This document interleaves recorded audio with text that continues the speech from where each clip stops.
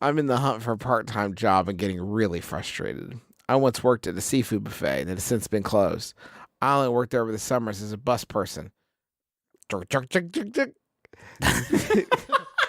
All aboard. All aboard me. I have transformed.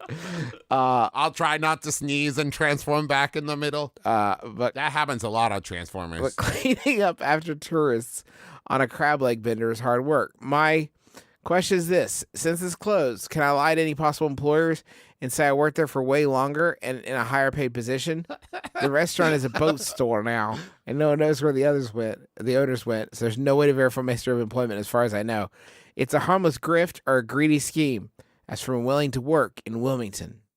Man, I didn't mean to make the first 3 questions about lying, but man, here we are, huh? very Happy grift-centric Valentine's episode. Day. Yeah, you sound more like a Decepticon to me. Ooh. Yeah, you're all good here. This one passed my smell test. I think Yeah? you're all good to lie about this one. You can say you were president of Crab Legs and If that you the- worked there for 18 years. If the previous owners of this restaurant were murdered by the boatmen, then they're Yes. not going to be able to narc you out. You're totally aces here. They're totally at the bottom of something. I ran Crabtown. I'm the mayor of Crabtown. Yeah. And you know what? It was actually a chain. It was 18 stores, and I was the mayor of all of them. Mm-hmm. And I saved a small child from crabs that overran one of the stores. This is actually kind of weird because, like, why doesn't everybody do this all the time? This seems like such a good crime that I'm surprised it's not extremely, extremely common. I mean, maybe it is extremely common, but it just seems like a grift everybody is probably running all the time, right? To put down a friend's name as the phone number and say yeah, call the manager and ask him, and then call and say yes, this is Todd. He was great. Hello, this is Bill Gates. Hey, was Steven really your quote number 2? Was he really quote your left-hand dude? Yeah, he helped me with Microsoft 98. Steve Ballmer learned everything from him. I was going to name it 97, and he fixed it. And he fixed it, and he also made Halo. So I've got to go. It says here his job title was keyboard lord. Do you guys really have a job title for that? And yeah, he put the T on there. Yeah, I wasn't going to to include any T's, and he said people might need that. And it says keyboard lord and mouse master. This is starting to sound fake. Yeah, he sure is. He included the cord and buttons. I was just going to give people a hunk of plastic. I'm actually a robot that he programmed.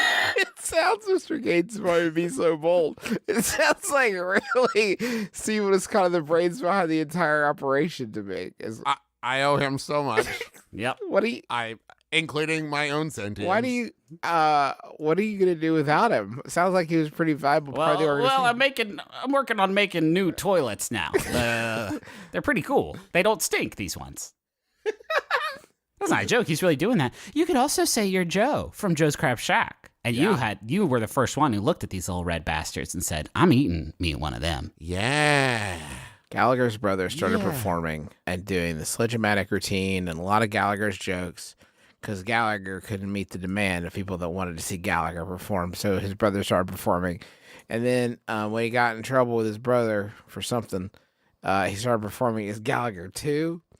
And the reason I'm bringing this up is that there's probably room for a Gallagher 3 if you wanted to, or no one would know. I think the situation's confusing enough that you could probably claim to have been Gallagher 2 at a certain point, or, Not just, it's honestly foolproof.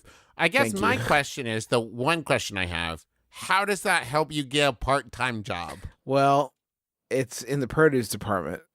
Oh. So... yeah, I'm familiar with the tensile strength of a yeah, I know exactly how hard I can punch this motherfucker. Yes, I am aware of how many bits any given produce will turn into.